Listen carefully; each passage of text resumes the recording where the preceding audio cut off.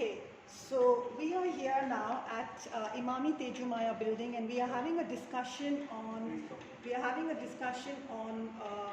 the professional practices of communication here, because there are 3, 4, 5, 6 companies, vendors involved, and we are going to discuss with the staff and management how professional practices are conducted. Okay, so first of all, we have different kinds of communication: formal and informal. You understand the difference between formal and informal communication. Then professional practices and professional cultures. So what I'm trying to say is that the professional practices in each company and the professional cultures of that particular state. What is the cultural practice professionally in this state of Tamil Nadu? And to be very fair and honest, when we are talking about professional cultures, every organization has its own culture. Every organization, Tata's, Birla's, Mukesh Ambani, Imami Tejumaya, they have their own cultures of organization. Colliers will have their own cultures of organization. But how all these people are going to interact depends upon also the other factors like cultures, what you feel comfortable, how you feel comfortable, and that can have an impact on the communication. You understand, right? So, how we are communicating. There is different modes of communication going around. Communication is not just one direct. Here in this place, there is a different modes of communication. So, for example, we have internal texting, messaging, emailing, yeah, and we have external texting, messaging, and communications. You understand? So, we are having different kinds of communication techniques used in this premises, right? So, one we have is the internal texting that is going on between you and this office and the other office. That is internal. External communication will be what you're sending through your emails and all that. Okay. Now, personally, what I understood about the organization culture in this premises, both are wrong. And that is why there was a need to have this lecture in place, because there is a need to put things in perspective. Okay. So, when we are trying to communicate with anybody, the main thing is that what is the intended meaning. When you are communicating with somebody, put this in your brain inside, ask the question, what is the meaning? Most often we are with eyes closed and ears, we are just listening to everything. But when you are working outside, it is a little bit different. You can't get away by just not understanding the meaning of the communication. You have to understand, and that is happening second to second, minute to minute. People are walking in, people are walking out, different people have different forms of communication, and especially here, so because sometimes you're communicating with the vendor, sometimes you're communicating with the management, sometimes you're communicating with your bosses, sometimes you'll be communicating with the association, and there is a lot of friction. Ganpati, can you translate that? There is a lot of friction going on between all these different sectors, and there is a reason that there is a big problem in the communicative style in this building. There is a huge gap. There's a gap because there is no knowledge, there is no information, and actually people don't know what they are doing. They are like, small issues are there. Like, for example, security did not get paid. But security did not have trust, or security did not have confidence. You understand? So they knocked somebody's door and they said, please help, because there is such a gap in communication. All this can be avoided. All these frictional elements which are causing problems, discrepancies between you and other owners, and you and the vendors, and you and the management, and you and the housekeeping. There are multiple layers. You see, there are multiple layers. Now, as basic people as you guys are, all good people and always trying to do the best in your job, if you don't know the skill, what to apply when, which skill to use when, then even the best person looks stupid. Because they did not learn these skills in their schools, their colleges, their education, and particularly in this place when the management is not having a proper structural arrangement. They did not have a proper structural arrangement of how to put these factors in place. The management style was not efficient enough. That is why that gave rise to friction. I agree that sometimes in any building or any agency there is going to be good customers and not so spending customers, or good clients and not so clients. So management makes certain decisions sometimes that it's wasting our time to do with these kind of people, or it's wasting our time to do something. So time is also a very important factor. But you have to understand that every action you have as the front face is going to have a repercussion back on you. You get my point? So it is very important to be very clear about what is the intended meaning from that. What are we trying to achieve? Because if you talk to the housekeeper or if you talk to the gardener, it's going to be somewhat different to if you're talking to an owner or the management or your boss. Okay, so what I'm trying to do in this first class was really important because I'm trying to bring across to you the multiple layers of communication that are going on. It is not simply, as I was told yesterday in this office, hello, how are you, she will teach you. It's not as simplistic as that. I know you know how to say how are you. I know you can talk to the person and say, I understand you're having a problem with your electricity bill. I will show you. You understand at that level. But there are multiple levels. Do you understand at every stage? Because every stage is having a knock effect on the other stage. You understand? So suppose, let's example, you have a day, one day, and in that one day something went wrong with one person. Your mood is off because you're completely cheesed off now. Yeah. But you can't go away home and go to sleep or something. You have to be in the workplace. So again, it's a bounding effect. So one is gone, then second will happen, then and eventually the day will go back. Because it was a kick-on effect from the morning start, because you have got to make decisions at every level. And let me tell you one thing, let me tell you this very clearly. Every one of you that is present here, every person that is present here, you have your own inside experiences, you have your own inside things, that you have your own consciousness, your own brain, yeah?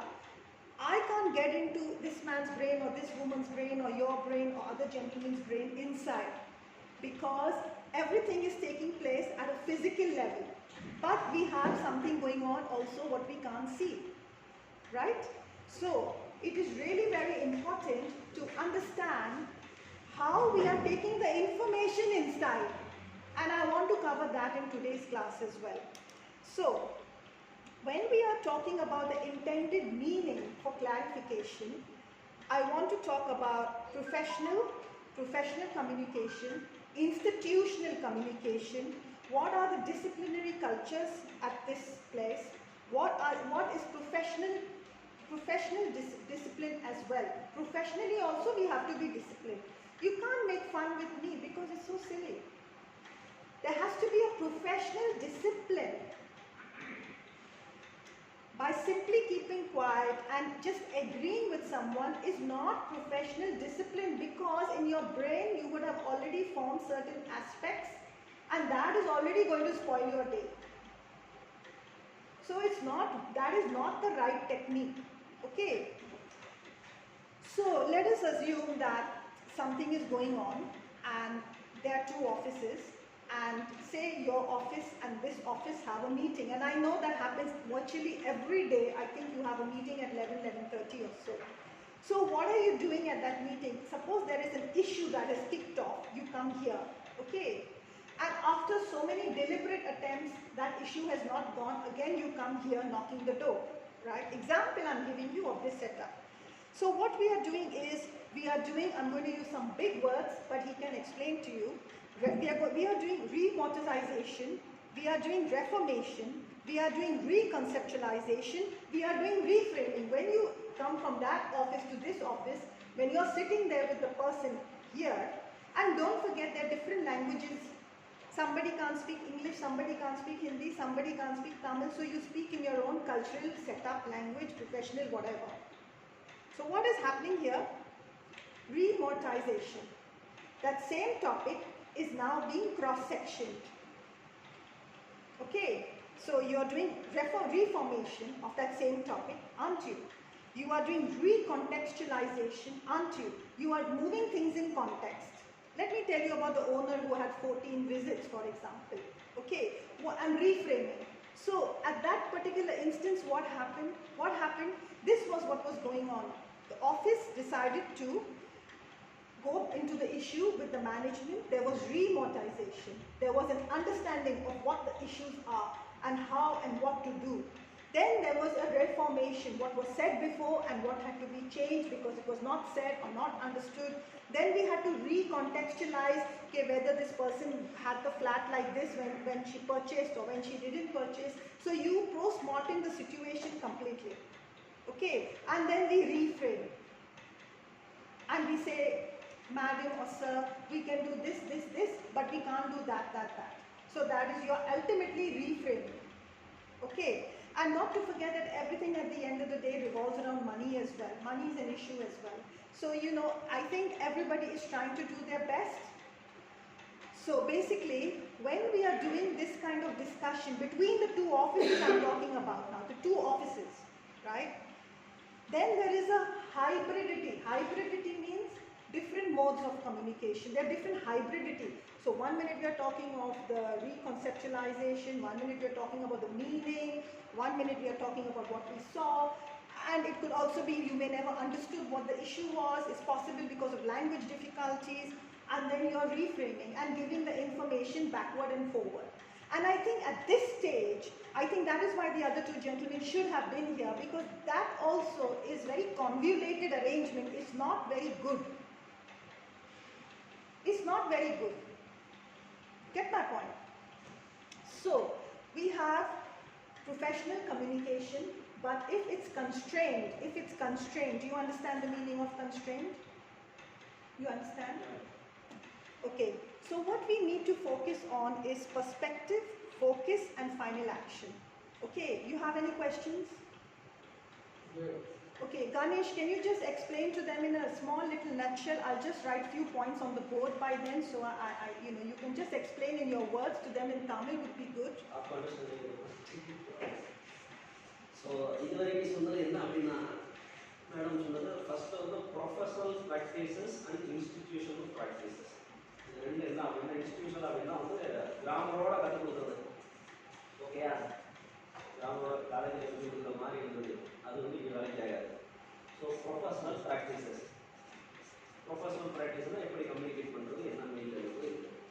அடுத்து வந்து formal and informal communication. Informal கம்யூனிகேஷன்னா I am Ganapati. This is informal communication. My name is Ganapati. Formal communication. Correct, madam? Yeah. இது வந்து எப்படி communicate பண்ணுறது? Informal வந்து நம்ம text message பண்ணுறது, நான் ஜஸ்ட் உங்களோட பேசுகிறது, இதெல்லாம் வந்து இன்ஃபார்மல் கம்யூனிகேஷன். ஃபார்மல் கம்யூனிகேஷன் போகும்போது ப்ராப்பர் வேலை கம்யூனிகேட் பண்ணுறது, அது எப்படி பண்ணுறது?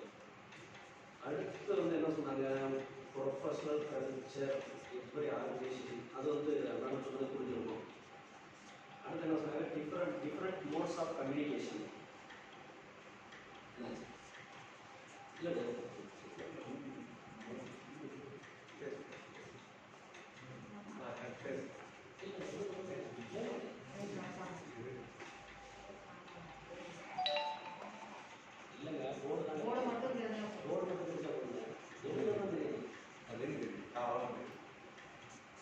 next one is different modes of communication.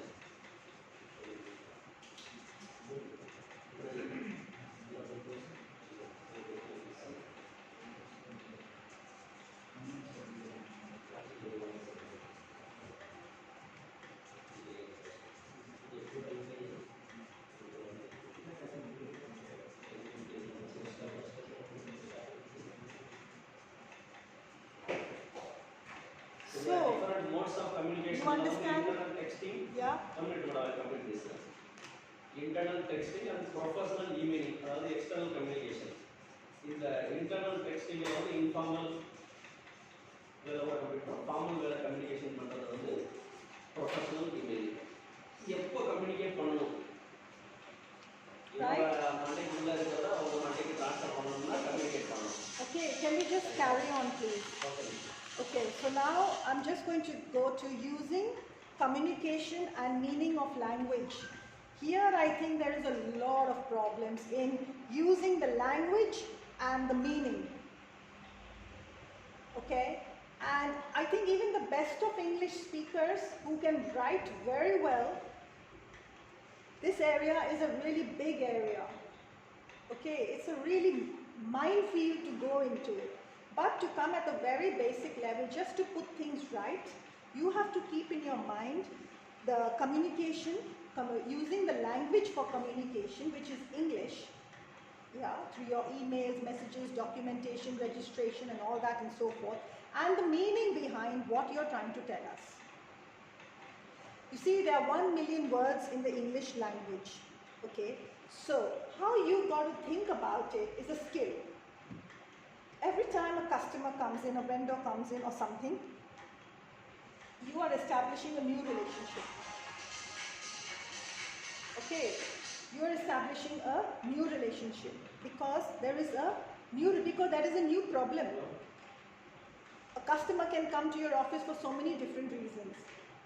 Okay, so every time a customer is coming in, you have to establish a new relationship. You have to forget about the past.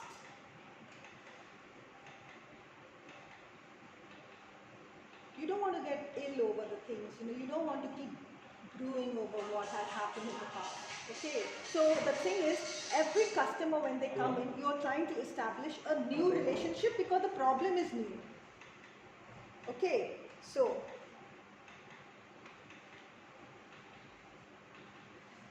I would suggest you to do this because I was thinking of how to help you, and I think you should think yourself as an immigration officer. It's the easiest way to explain. Immigration officer is at the border control. How the people are coming in, customs, how they are going out. Okay, so what I suggest you to say, you have to take control of the situation. Doesn't matter what job you are doing. It doesn't matter what job you are doing, what is your role, that is immaterial. Inside your brain, you think you're an immigration officer sitting down. What does immigration officer do? When the person comes, any cargo comes, anything comes, what kind of questions they will be asking? So it is really important that you think of yourself as immigration officers, whereby you ask the questions. You ask all the questions to them, okay, what is actually going on?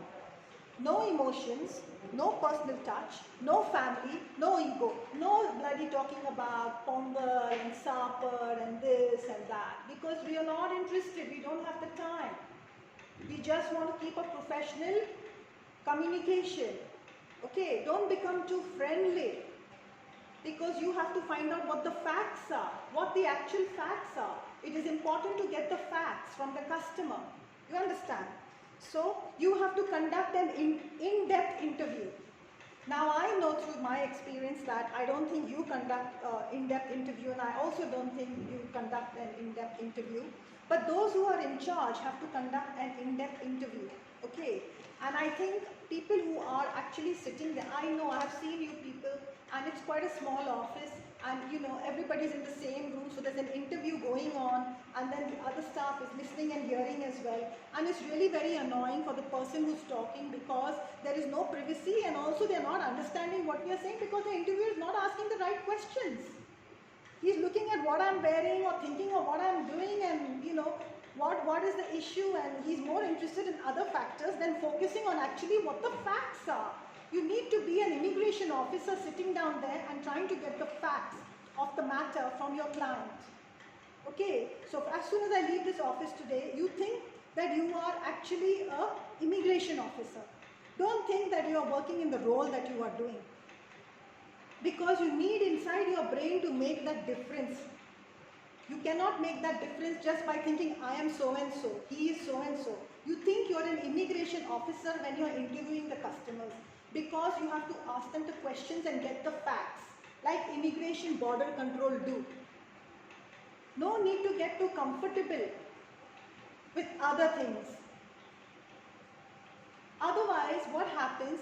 Judgment gets imparted. You don't get the facts from the customer. You will not get the facts. So, interview was waste of time because you didn't extract what was inside his head, not what he's looking or what he's wearing.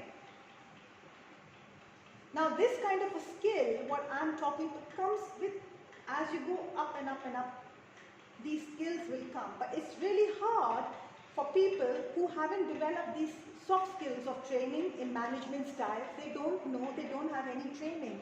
Okay, so during the meeting, I know when the office is really very polite. They always greet their customers. And this, but you should remember one thing, this varies across cultures. How you greet may not be suitable to another culture.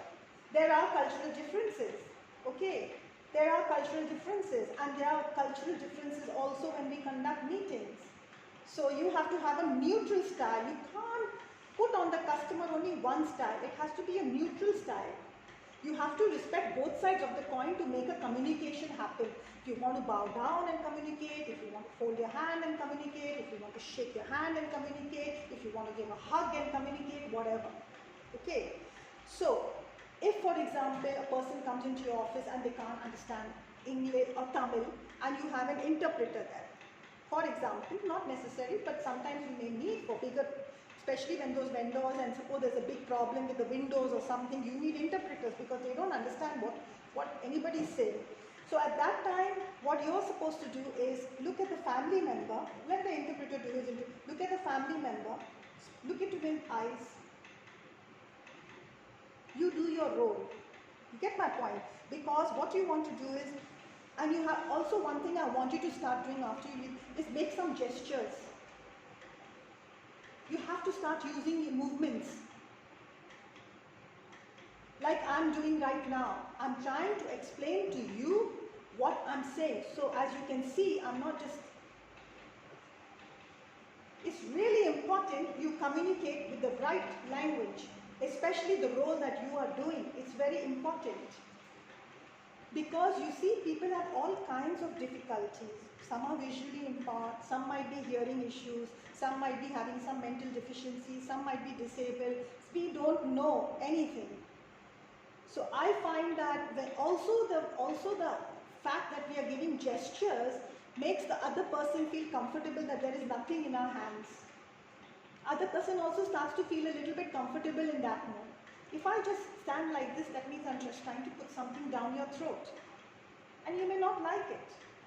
But if I'm communicating in a way that you are understanding my communication, it will make a lot more easier for you to absorb those skills for life. But those skills are not going to happen. So that is why you need to practice. Because when you leave this office and when you leave this room, you have to practice those skills because your brain is not registered or wired to do it. So every time somebody walks in, you think of him as a new person you're building contact with. You think yourself as an immigration officer and you start fresh.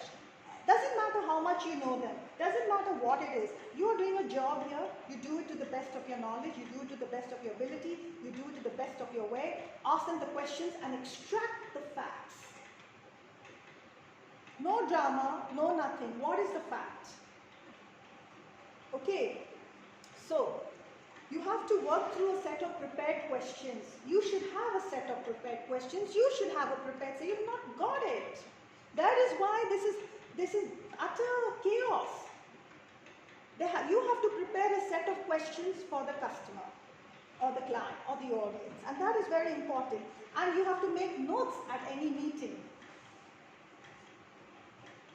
Not just this meeting, but even with your new client, instead of focusing on other factors, because that means you're not even listening to what the customer is saying, and that's a whole new topic. That's completely another topic.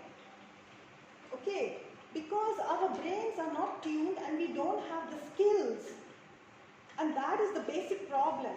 It's not that you can't do it. You can do it. Anybody can do it, provided they have those skills. So you can inform the client also that the meeting is confidential.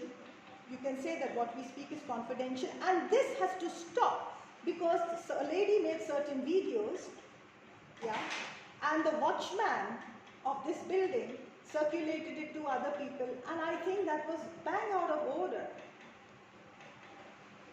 There should, those who want to check the videos on the public domain can check it. Those, you should have to need to do these WhatsApp messaging, social media messaging, and all this going on and creating so much of big problematic area because we don't have control on that.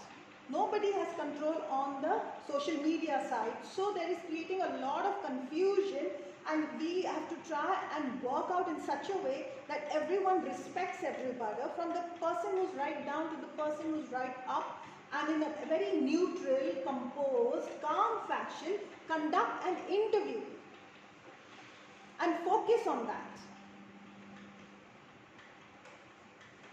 You see, when we get too close to anybody and when we are conducting our relationships or our professional life that way, what happens is that we become very familiar with the person. Everybody's temperament is different, everybody's nature is different, everybody's map of the territory is different because we don't know what everybody's experiences are. So I would suggest that especially if 9 to 5 jobs, just do your work. Familiarity breeds contempt. What is the meaning of this word? It's a very famous saying. Familiarity breeds contempt. Means when you become familiar and laughing, joking, as in this particular office, laughing, joking, hee hee ha ha hoo hoo. So there is no seriousness. And then anybody can come and give a kick and go out. You don't like it. But then you don't change your management style. Why are you having so much familiarity? You see, this is not a drawing room for the person. It's not your house. It's a professional place. So we have to keep that professional conduct, basically, and also in our own minds. So when the customer walks in, they know that we are coming here for an issue, for a problem. It's going to get resolved or not get resolved or whatever it is. But right questions are asked. The management style is also like, they have certain procedures. Questions are already there. Here what is happening in this building, first office and second office, which is this one, and that office, it's complete miscommunication and misfiring of information. Complete. Because the person from the first office has not even listened to the customer because they're thinking of other things, and then when it has come to the second office for a proper meeting and interview, nothing has happened.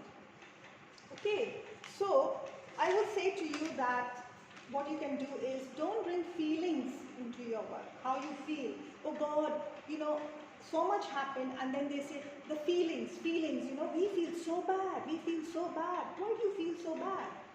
I am doing from fact-checking point of view. Why are you working from feelings point of view? Then the whole thing gets bad.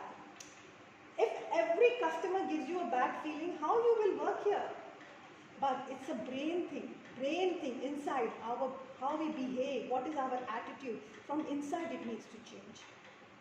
Okay, so I'm going to conclude this session here. Okay, this was 20 minutes like I said. If you have any questions, you can translate in Tamil.